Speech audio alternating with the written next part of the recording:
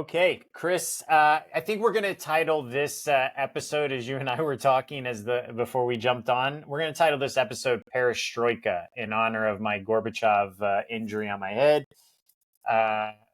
Courtesy of my nephew and niece, we were playing sharks and minnows in the pool, and I happened to bang my head while underwater. But you know what? I still have enough coherence to go through a debate, I think, and remember what I'm talking about. So we should be okay. Oh man, I guess I part of me, I will be honest, I don't want us to just focus on these two numbskulls all the time. But God, they are just the gifts that keep on giving, aren't they? Yeah, I don't know. this Did you is a watch pretty the big. debate? Yeah. Well, it's funny. So this is I think us focusing on this. This is a pretty big week in American politics, and something of an anomaly. In our Yeah. lifetime, a president's never been replaced this close, and so I think it's worth us doing that. So here's my thing on debates. I never watch debates. And the Mm-hmm. reason I don't watch debates professionally is because if I watch them, I'm going to have an opinion about what happened. And especially if it's my client. And what a political consultant does is not kind of do what he thinks happened, but what do the voters think happened? What does the press think? That's my reality. I mean, I could think, Oh, smart. we did great, and we got killed, and everybody says you guys got killed. I have to deal with so I've always gotten in this That's smart. habit that I don't know if it's smart or not. It also avoids me watching something I don't want to watch. But Oh, yeah. but the debate was like 10 minutes into it, and my phone starts blowing up with other consultants saying, "Are you fucking watching this? Holy fuck!" And I'm like, "Okay, I got to turn it on." Yeah. And it was jaw dropping. I mean, it was I, really I was I holy was in a fuck. room And I think that of San Francisco Democrats. And honestly, it was an audible gasp. It sounded like the sound Mhm. when you let the air out of a balloon, but you keep it closed a little bit. You could Yeah. hear the audible response of everyone in that room when he lost his train of thought. Yeah, yeah, and again, and I've had, I've worked for some guys that were not great debaters, and just because it's a skill, and it's really a hard skill, and even people that are really good and glib and on their feet, and um, the pressure's something. I mean, Reagan was as good as he could be, and he lost the first debate to Mondale. I mean, Obama was as good as he could be, and he lost the first debate to Romney. I mean, it happens because it's a hard format, and and there is performance pressure, especially when it starts going sideways. But this was extraordinary, and and it's not like Trump is the champion debater, right? You know, He is a good debater, though. This is a bit of a tangential, and it's going to be super yeah, quick. But yeah. No, it's go down the road. I, I listened to a very interesting podcast about the national debate champions in universities, and it Hmm. was like this ragtag group. And if I recall correctly, they were from a historically black college and university, and the way they won was that they did not argue the topic. They Hmm. argued the debate format itself and basically said that it was racially biased and yada Okay. yada. And they won every debate. And I've thought about this first. This podcast has popped into my mind after seeing that debate, in which I actually think Trump is a very skilled debater in the sense that he is able to break every rule and do it on his turn. I mean, ultimately, who gives a shit about whether or not you remember the facts or you're lying? What Right. matters is what people perceive. And Right. he's able to control it like no one I've ever seen. I don't think there's anyone. I Fair. think, Yep. honestly, Fair. I just think he's a great debater. Yeah. Fair. No, I mean, you've persuaded me. Um, I'm wrong because I'm thinking back to 2016 and he clocked. I mean, he clocked all those guys. Everyone. Yeah. Everyone. And so much so, like, even in advance, to have the foresight to bring the women that accused Bill Clinton of sexual assault to that debate and sit them in the audience so that Hillary would have to, like, that is a level of in advance. Like, that is a very strategic move that I think he doesn't. I don't know if it was his idea, but give him credit for it. I think he's brilliant. I think that the debate format helped Trump because he couldn't jump on Biden, and Biden just had, I think if they could get back and forth, they could scream at each other. But I think that the format actually helped him because it created these long, uncomfortable moments for Biden that he couldn't escape, that there was no engagement to protect him.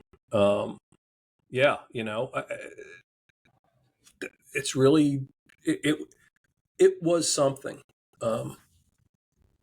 Okay, so I would say that very few people would argue that that Biden won the debate, right? I think everyone would agree Trump won the debate, and even the CNN panelists afterwards.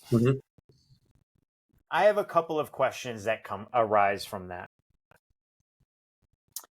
I think the real loser in that debate was the American people. These two started devolving into who has the lower fucking golf score, and it was pretty great. None of it. Very, very little of that debate was about how to make Americans' lives better. That's the sad part. And I think the American people were the biggest losers in that debate. But that aside, I've seen. Okay, so it seems to me that there's a building chorus trying to push Biden to withdraw. And it seems to me, I read on Twitter, somebody said that there's literally a palace coup going on. I don't doubt that for a minute, by the way. But regardless, is it fair and is it necessary? I forget the fair part, by the way. Who cares if it's fair? Is it necessary? Yeah, I think so. So I think a couple things that are all wrapped up in this. Yeah. The idea that the level of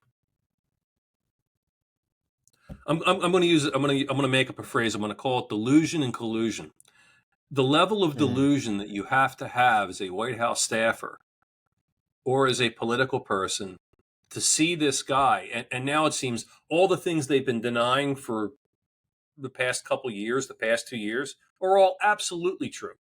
He only works from 10 to 4 when the sun goes down. I mean, and all these little weird moments that even last week or 2 weeks ago, the New York Times and the Washington Post were running stories about deep fakes and cheap fakes, and this is all AI. I mean, fucking insane stuff.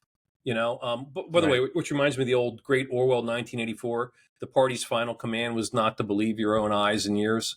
But I think the delusion that somehow he was going to survive this is like, one of the things in a campaign, you've got to, one of the reasons I like doing campaigns and I always have is because you have to address reality. I mean, you can kind of blue sky and hope for the best, but at a certain point, reality sets in. An election is on a date. You only have so much money. Your candidate's skill level is X. These are the votes you need. I mean, it's really kind of cut and dried. And I think that the level of delusion to think that somehow he was going to pull off a performance, like maybe if you got lucky and maybe if you got a good day, is a crazy risk. And the idea that they kind of, because my guess is that Trump probably would have been more than happy never to debate. He would have called. I mean, the whole thing is you call for debates and you never do them if you're an incumbent. But the idea that they kind of did this early thing and they cherry picked who they wanted, and there's a level of delusion there, and I think the level of collusion is in the media. And, now the media is saying, well, yeah, we kind of knew it, but because Trump was saying it and because blah, blah, blah, blah, blah, blah, blah. I mean, this guy, I mean, if that's the way he is once a week, then the 25th Amendment needs to be put in because he's simply not Hmm. coherent. And it's a shame. It's sad. Well, it's not sad. I mean, you kind of do what you want, but but it's tragic. How about that? But that the press, Yeah. the press has been, if the press has been covering that up, I mean, they've shredded their credibility more than any kind of Trumpian thing could ever do. I mean, if you're covering the fucking White House for the New York Times or the Washington Post or the New Yorker or CNN or Fox News or wherever it is, and you didn't say, "Holy shit, this guy's batshit," I mean, you did your career a disservice and the American people a disservice. I'm grabbing coffee. Go ahead. I'm listening. Yeah, no, I agree with the premise that, like, if there's important news that the people should know, then there's a duty for journalists to report that, regardless of their own sympathies or biases. I do think, though, it's been a nonstop chorus in all of the media that I've ever seen about Biden's age. At least once a day, at least one or two news outlets will have some reference to his age. Yeah. And maybe that was code for he's becoming Yeah. senile. Yeah. Or, so maybe they were pulling punches. I will say, though, what I found is that they cover Biden's age and potential senility way more than they've ever covered Trump's. Do you know what I mean? Like, and in looking at the debate again, there is a difference between them. There's a difference in the degree of senility and clearly the degree of vigor. But this is something you and I talked about before. And by the way, I want to first quickly say how right you and I have gotten it over the last 2 or 3 months. Yeah. You and I have been saying things that now just other news outlets are saying. And we said that this debate would likely predict the outcome of the election. I stand by that. Yeah. I think that there is going to be, short of an October surprise or something big. But I don't think that the media, I mean, I don't think as an overarching entity, the media has favored Biden or hidden this necessarily. I think they've said what they're able to say. Does that make sense? Like, I don't think they know for sure. I don't think they've had the access, but I'm just guessing there.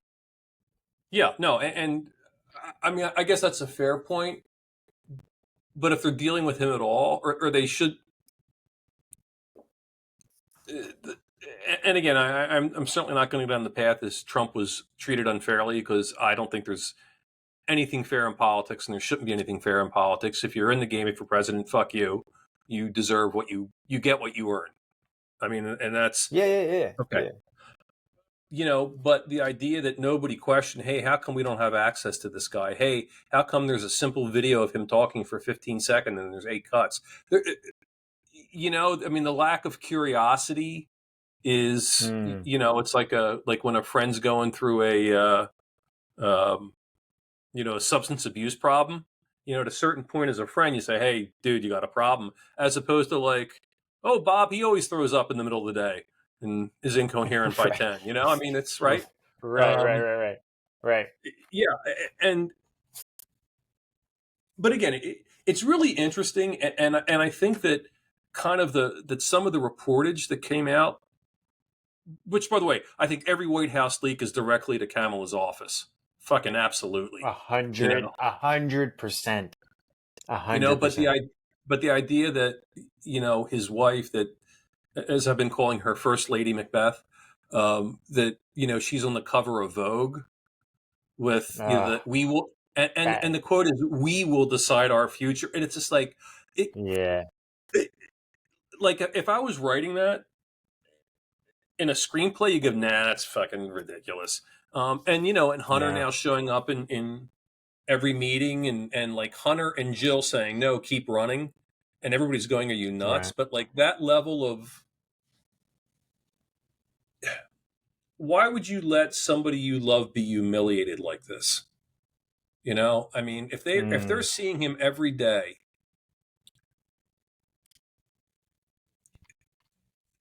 and you love them, why would you say you need to go through this? You need to say, look, you got on top of the mountain.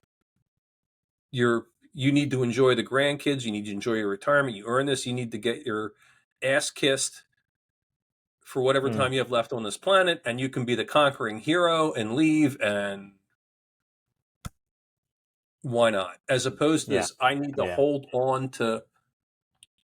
And again, I mean, I don't want to. I don't want too much into it, but it's like, holy fuck. Yeah, and the thing about Joe Biden, I mean, listen, the guy's wanted to be president for a long time, right? He ran Yeah. in, was it 88?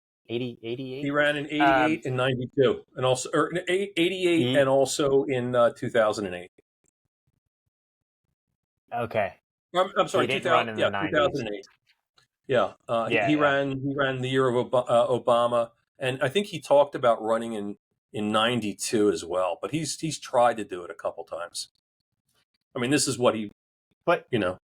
him not running in 2016. So part of me, I'm going to say, like, obviously, if you Yeah, go into politics, you want to be president of the United States. I yeah, don't buy that's for a it. minute anybody's like, no, I'm happy to be a senator from Delaware. I don't buy Yeah, that. right. But, but the fact that he didn't run in 2016 kind of makes me think a little bit that like it started to shift for him from an overarching ego desire to like, if not me, then who, right? Right. And so I think I may have said this in like one of our first episodes. If not, I said it to other people. I always thought the most brilliant thing for him to do would be to, when he won in 20, would be to resign towards the end of his term and allow the VP to act as president and run as an incumbent. Very similar, by the way, to what Putin got from you know who I'm talking about, the guy who drank a lot. Um, anyway, Yeltsin. Boris Yeltsin. Yes, exactly. So that's exactly what happened there.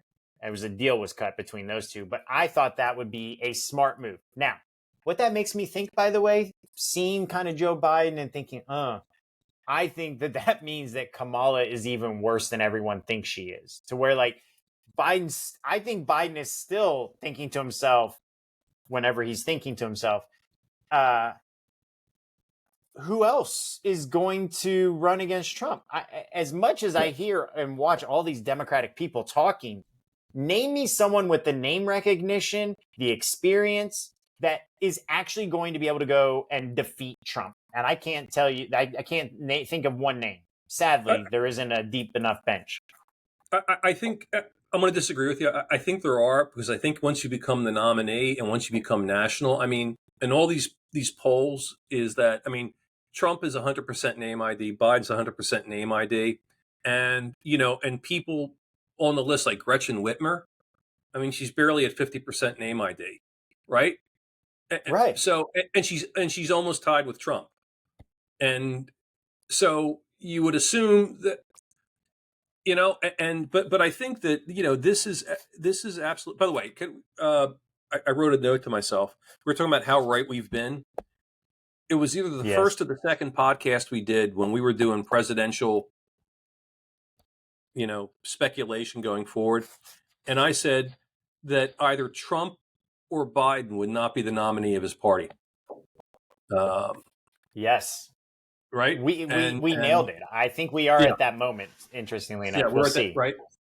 And to me, and it's like, and somebody, because I've been saying that for a while, and somebody said to me yesterday, it's like, wow, you really nailed that. I'm like, no, I just look at actuarial tables, for Christ's sake. I mean, I mean, the odds are pretty good. The odds were in my favor, right? Right. I Yeah, mean, but white male, that I age. don't know if I trust. I don't know if I trust those polls that have like Whitmer and some of these others. I don't. I don't know where I live in like the world of people that I talk to. People don't even know who the hell Gretchen Whitmer is. So how is she going to be 50%? I think, and some of the polls I saw, they actually were trying to account for names. So they were like adding like generic Democrat plus adding Whitmer into it. I don't think any of that pans out in reality. I actually think that if Gretchen Whitmer were to start running from today against Trump, it's a landslide in Trump's favor. She would win Michigan, but he would take almost every other swing state. He would take Arizona. He would take Georgia. He would take Pennsylvania. I think maybe she would take Pennsylvania because of the proximity. But she just doesn't have the name recognition. And this is something I've talked to other people about. Democrats have a hard time getting national news. They haven't figured out how to do it without paying for it. Republicans have figured out how to do it. Greg Abbott in Texas and Ron DeSantis in Florida have figured out how to do kind of like erratic shit or just stuff that will get news, and it gets them national name recognition without having to pay for it. It's organic marketing. And so I can't see Whitmer really running head to head with Trump. I'll disagree here because I think that once you're the nominee, you're going to be on every news show, network, broadcast. I was going to say magazine, but they don't exist anymore. Website. I think you're going to get known. And by the way, and I don't think she'd be a great candidate. I think she has her own problems. I think that if you are the Trump people, be careful what you ask for. Because if they get, the guy that should chill them to the fucking bone is Andy Beshear in Kentucky. Hell yeah. Because along with being a popular Democrat in a deep red state, of all the people that are potential governors, he comes off as normal, and he comes off that somebody that's not, obviously he's very intelligent.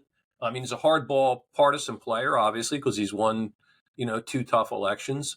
But he comes off as normal and likable, and whether he has the gravitas to be, people go, oh, he could be president, not my best friend, that kind of thing.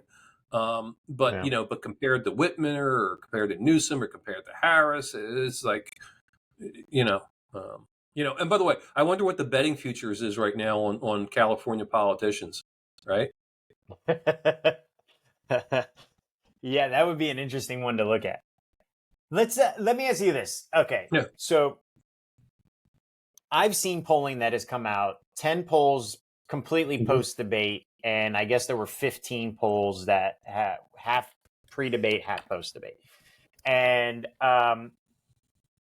in the aggregate, what I saw was Biden, there's been a swing of like 1.8% in the aggregate against Biden.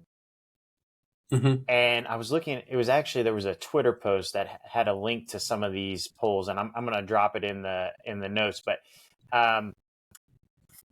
and historically, that appears to be the lowest swing, one of the percentage-wise lowest swings in a post-first debate.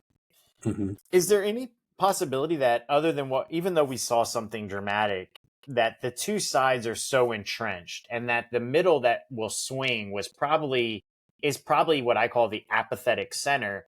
They aren't even paying attention yet, that this is all much ado about nothing. And the Republican convention's in 3 weeks. By then, the news cycle is going to be moving forward, and maybe this is all going to blow over. Is there any possibility for that? I don't think there's going to be a second debate, by the way. Yeah, but, I agree. I'll say no, and I think that there's a couple things going on.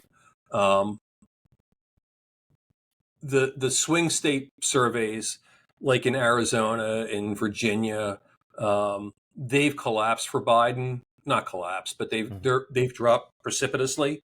And, they are kind of in play. Arizona was always in play, but Virginia should not be in play.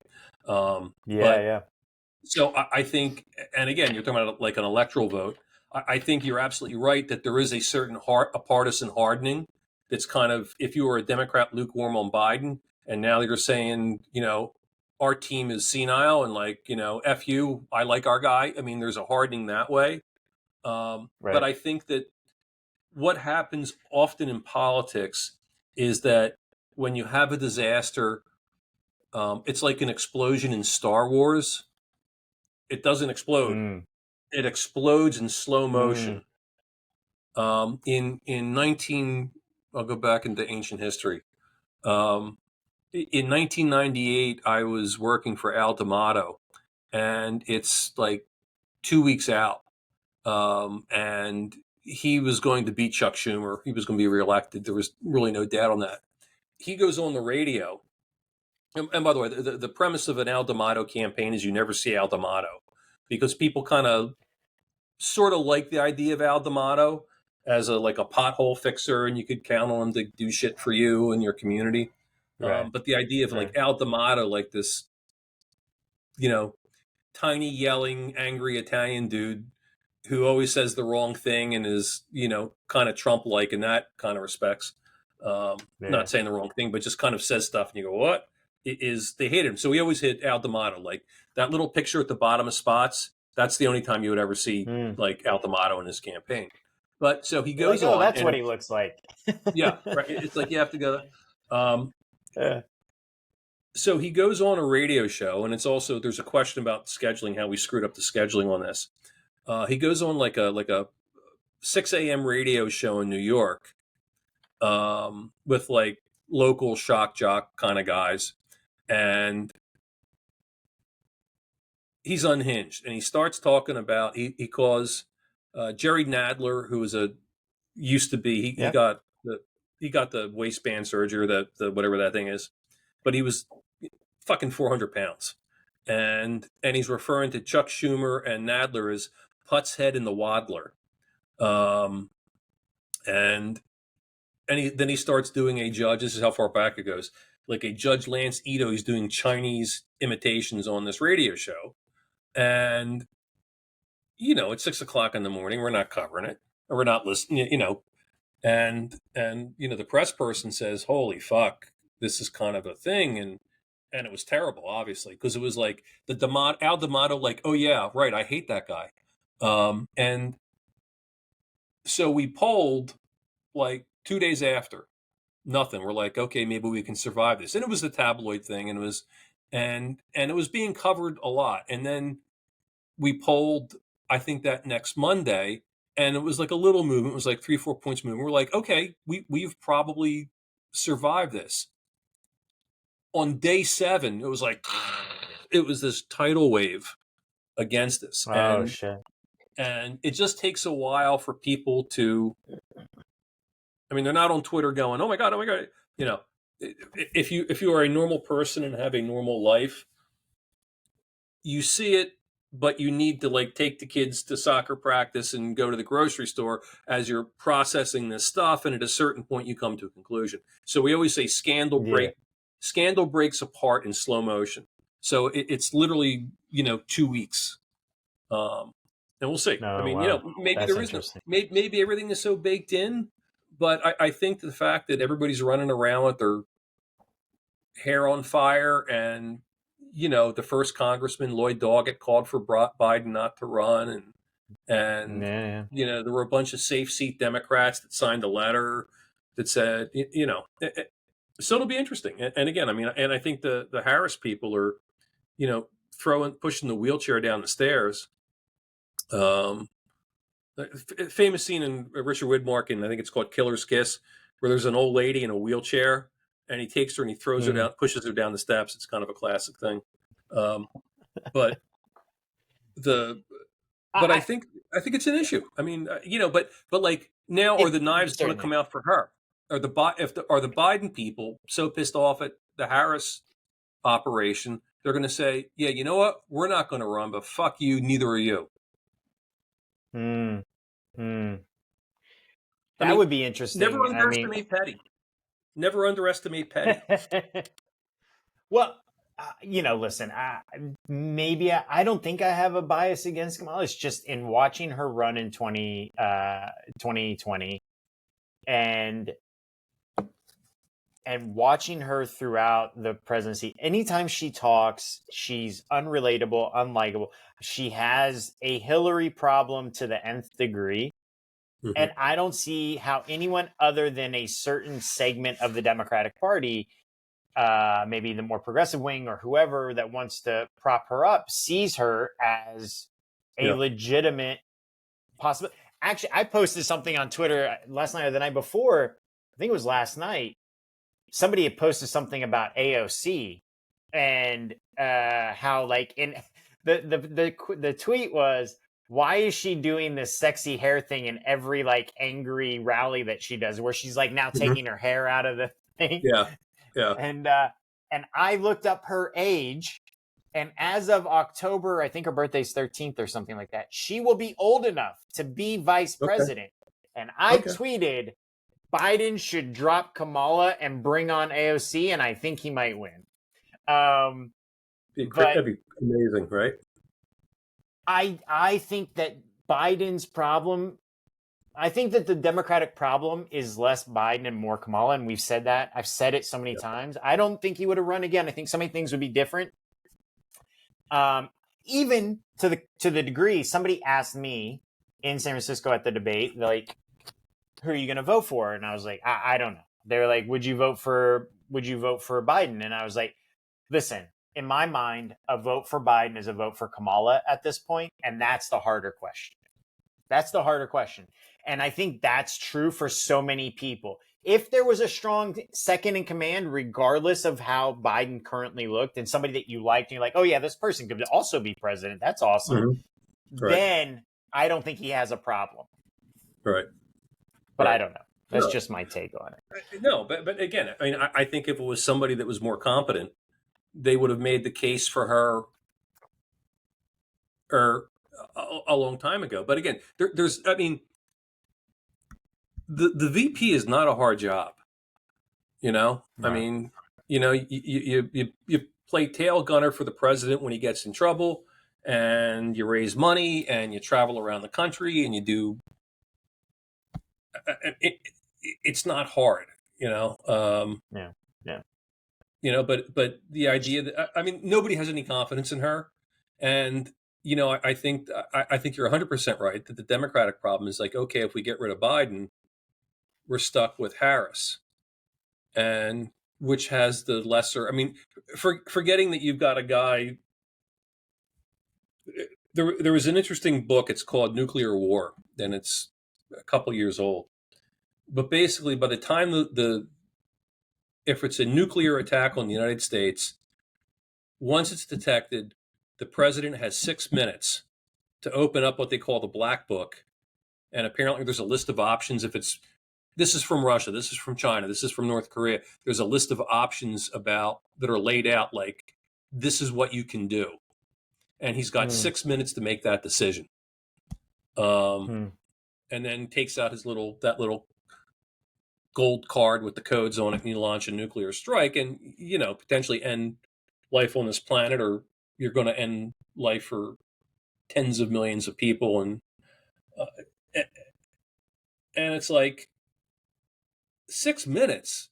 I mean, they're not going to be able to get them up, you know, for fucking 6 minutes, you know, much less here are your 6 options. And it's Uzbekistan or something, you know, they've launched, and well, fuck, I don't know. Well, I think that's a great segue, because I think the next question I have for you specifically is, well, I want to first read you this line from a anonymous Democratic operative about what Biden should have said at the debate. Are you ready for this? Yeah. Noun, verb, Dobbs. Noun, verb, bipartisan. Noun, verb, infrastructure. And I thought, that is fucking funny. And it is so true. He tried to play Trump's game, and it was a mistake. Yeah. If he had stopped trying to remember shit and had literally just kept to that format, he could have survived the debate, I think. Yeah. But, and you know, his people, you know, the first family apparently threw the political staff and the campaign staff under the bus right after that. there was I think a Saturday New York Times article about that, like the family wanted all the campaign people removed. And here's the thing about that. I mean, the campaign people I know on the campaign, or have either worked with them, against them, or I'm familiar with them. They're really good people, and they did not fuck this up. Who knows what happened? But it's not like Biden, after 50 fucking years in office and about 8,000 debates, somehow was like told the wrong thing to do. Right. And I mean, you saw the first family's handiwork when Biden showed up orange 2 days ago. I mean, in the article, they threw the CNN makeup person under the bus for, he was too pale. So actually, it's a great makeup story. So makeup is a negotiated thing in debates. And whenever I've been involved, my position always is, they're like, oh, we need a neutral person to do it. And I'm like, what are you, fucking nuts? You bring your makeup person who you're familiar with. I'll bring my makeup person who or my candidate's familiar with. And it's, it's fine. It's like nobody, right? So they blamed, apparently the CNN person did both of them, or tried to do both of them. And, so they're throwing up some poor bastard that, he or she was making $500 for the fucking day. And that was the reason, Right. But there was a famous story. So the first debate between George W. Bush and Al Gore. I will tell the story as I cannot confirm, but it's way too fucking good not to. Okay. I heard it from a source that I certainly believe, because they were intimate in the process. So first debate, W. Bush and Al Gore. And Gore's prepped, he's ready, and they're sitting in the green room. It's like 20 minutes out, and a consultant says, I'm going to leave you with the family. Good luck. Go kill him, Al. You're great. You're ready. This person leaves. And one of Gore's daughters and the wife says, you look pale. You know what? Let's make him a little darker. The makeup person goes, And they're like, yeah, a little more. And the makeup person's like, I think he looks pretty good. No. And Tipper, and I think it was one of the daughters, is like, browbeating the makeup person to keep making him up. And he looks like he's fucking doing kabuki theater. And they call the guys out, and Gore walks past this consultant to the stage, and the consultant's going like, and he runs down the hall into the makeup person, and she's sitting there crying, and she's screaming, they made me do it. It's not my fault. They made me do it. Anyway, so if you go back and look at the coverage of the debate, Gore had, on the substance of it, a great debate. And he pretty much won it. But the only thing you couldn't get past is that George Bush looked normal and relatable, and Al Gore looked like, again, he was doing kabuki theater in medieval Japan. I mean, it was fucking unbelievable. And for a guy that had a plastic problem to begin with, it really just it cemented, impressions of him. But so like the makeup thing, but like throwing the makeup person underneath the bus is like, I mean, if you're doing makeup at that level, you know how to make up somebody. Jesus. I have a really important question for you that I think you know the answer to. Is makeup negotiated in debates now because of the first one between Nixon and Kennedy, when Kennedy decided to wear the makeup and Nixon didn't, I guess? And Nixon also was, I think, a little sick. But is that why? Because Nixon was very ill prepared for the first televised presidential debate? Yeah, no, I think that, no, it's just something that's on the list, and it's really kind of an easy negotiable one. And again, Mm. my position always is with my campaigns is that you bring your person, I'm going to bring my person. It's not like you're going to have a makeup advantage, for Christ's sake, and they know, I just thought, yeah. yeah. No, I don't think it is. Um, Okay. because I thought maybe that was a huge lesson in how important makeup would yeah. be in like the perception, right? Well, yeah, and apparently, by the way, it was apparently Nixon was sick. Yeah, I Part think of, so. yeah, I think that was it. But like 20 minutes into the debate, they're tweeting out, Joe has a cold. Are you fucking nut? Yeah, yeah. Yeah, yeah. Okay, Okay, Nixon. he's got a cold. He's got a cold, and he drank 2 bottles of NyQuil. It's like, Right, right, right. but I feel, but I do Okay, feel so bad. yeah. I feel bad, for him that imagine imagine building your entire life because you wanted to be president, and and you're going out as a diaper wearing senile old dude. I mean, it's fucking Mm. horrible. I mean, you know. Yeah, I think that's a really good point, and it kind of is where I wanted to ask you next. So, okay, so the let's looking at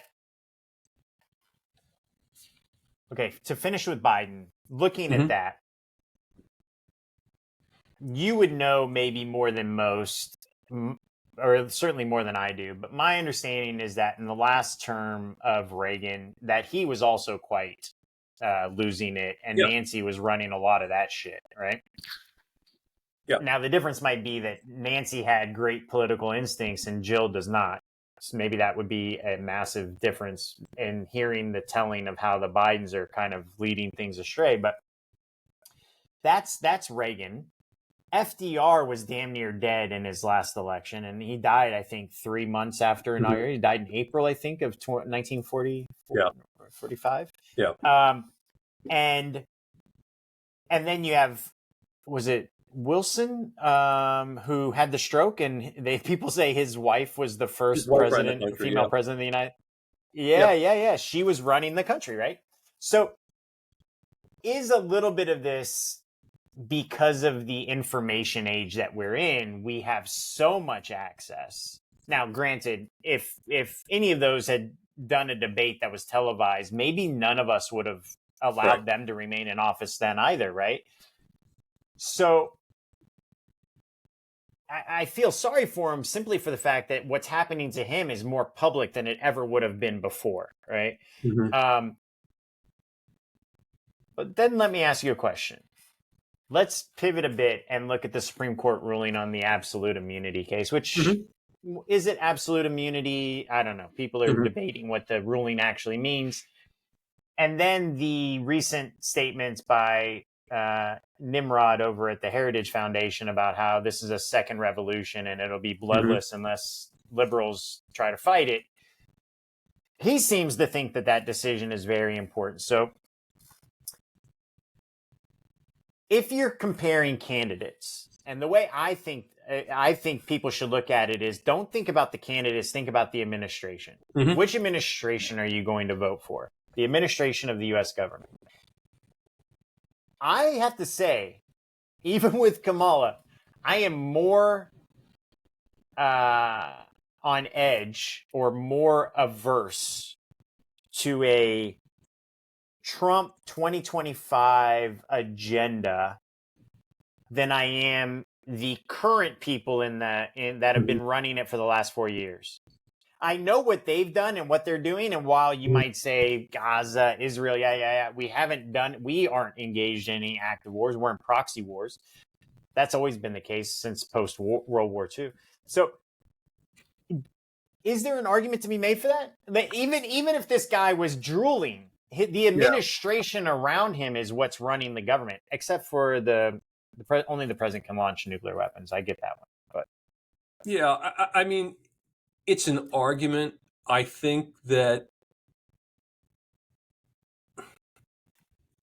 I think that it fails politically because I mean Nimrod is a perfect description of the Heritage Foundation and frankly the 2025 people. I mean,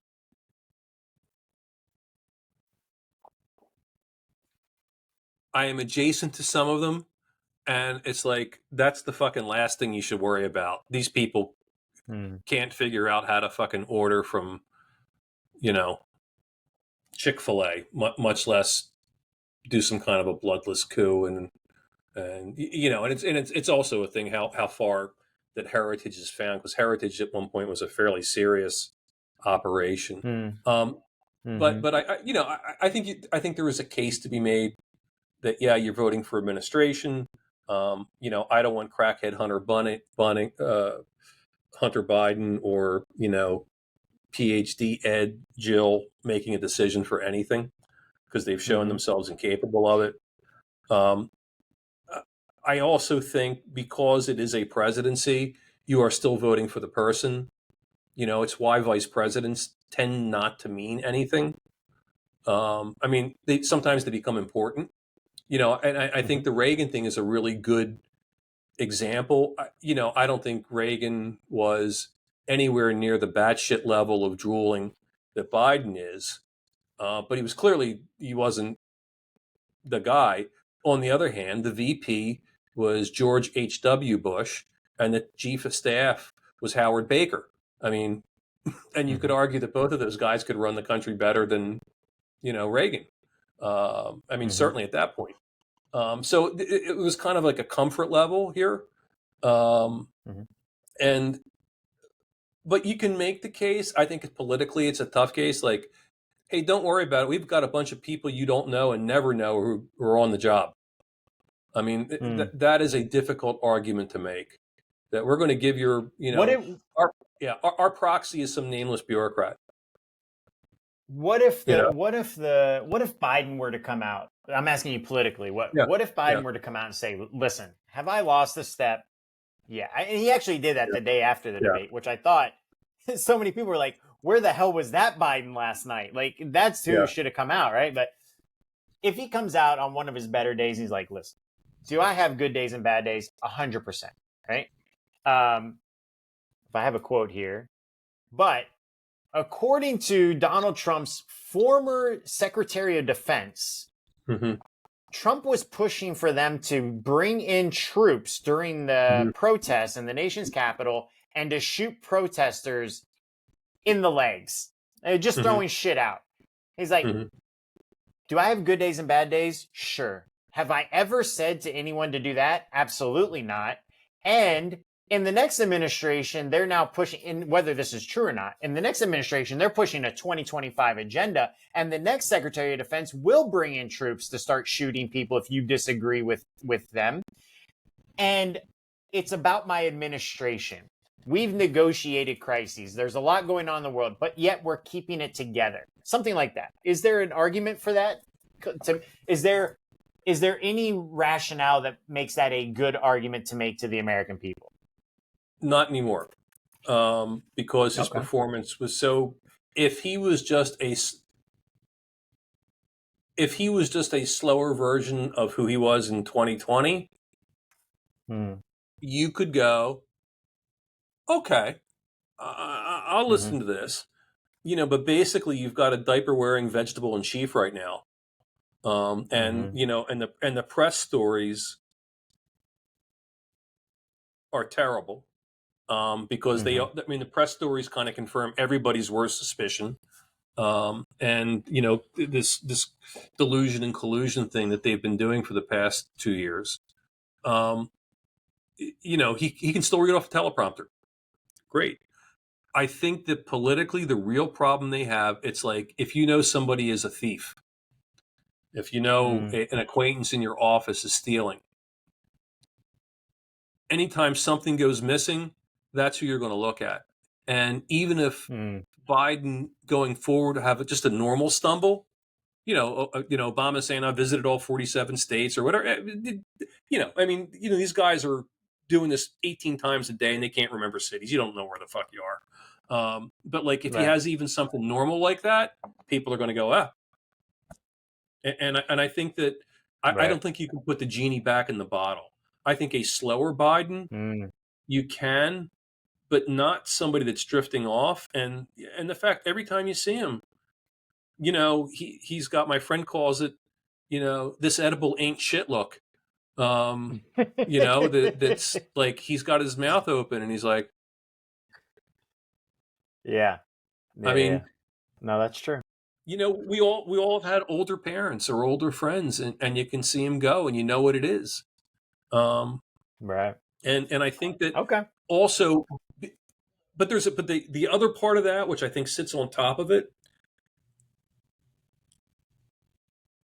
because they have been so dishonest about his condition, they have lost the right to say, we're being honest with you now. Right. That, Right. and it's like, if they had kind of stole, yeah, he's not what he is, and he's only working 10 to 4 now, but that's okay because you kind of, you could make that case. But all of a sudden, last week his staff was going, he's sharper than anybody. I mean, he's sharp as a tack, and he has a schedule to put young staffers in the grave. And it's just like, and you see him, and it's just like, no. And again, I think they Right. lost that ability to do that. I think that horse is left. By the way, I also think it's interesting is that even with this, you've got 2 elections going on in France and Great Britain that aren't really Yeah. great for the party in power. I mean, Yeah. Yeah. Macron's party may be left in power or part of a coalition government, but he's probably gone.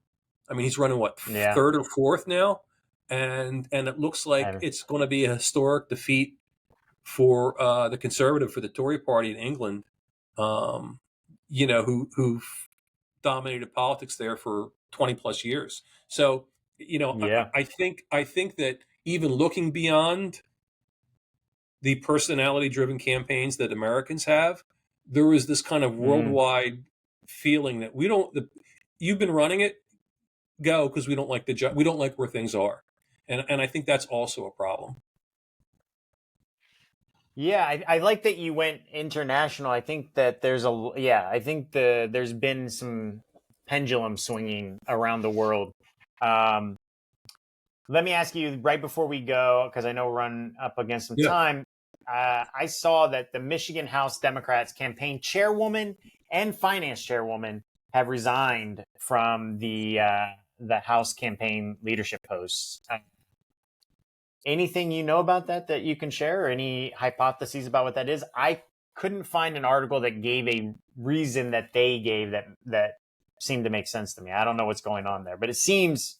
I mean, they're 4 months out. Why Yeah, resign not now? not a good thing. It's never a good thing. Um, And in you know, Michigan, of all places, yeah. I think that state might be making some changes too soon. Yeah, I mean, I'm assuming it's some kind of a scandal. I mean, the good news Yeah. is that whoever that person is replaceable. It Hmm. depends what the scandal is, though. There was another, and I was going to bring it up, but this kind of obliterated it out. There was another Republican that kind of had to resign. Um, God, was it in In Arizona? in Oh, recently? Yeah, his wife, and I want to say it's Florida, but that's too easy because it's always Florida. Um, but but it was, he was holding Oh, are you are you his talking? wife No, was a no, sex sorry. slave. His wife is a sex Uh, slave. what? Yeah, How are we yeah, not talking about that? Is it North Carolina? No, not him. Republican sex slave yeah. Type in resignation. Republican sex slave. Texas candidate Blake Farenthold's seat fires firm No, over that's an old Mike. one. Oh, That's an old, that's hold on, awesome. hold on. It's worth. Listen, how did this not pop up right away? This is how many sex. Do you know how many articles pop up for Hold Republican sex slave resignation, and none of them are even in 2024 yet? Las Vegas. Hold on. Woman says Las Vegas GOP campaign advisor. See it. Yeah, made her sex slave. Um,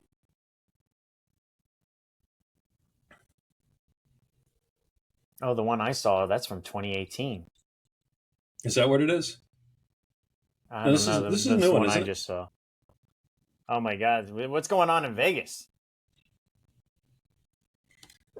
My goal is to become Charlize Theron's sex slave, no matter how degrading it would be. Oh But, man. God, we talked about her before, didn't we? That's yeah, reason enough to move to South Africa. yeah. It's All right. I all right, think we man. should end with Charlize Theron. A little homage to Charlize Theron. We love you, Charlize, and thanks for watching. Yes, thanks for all your work. All right, All Chris. right, I'll man. see you next one. See you Enjoy. soon. Oh, enjoy your fourth. All Thank you. You right. too. All right. Bye.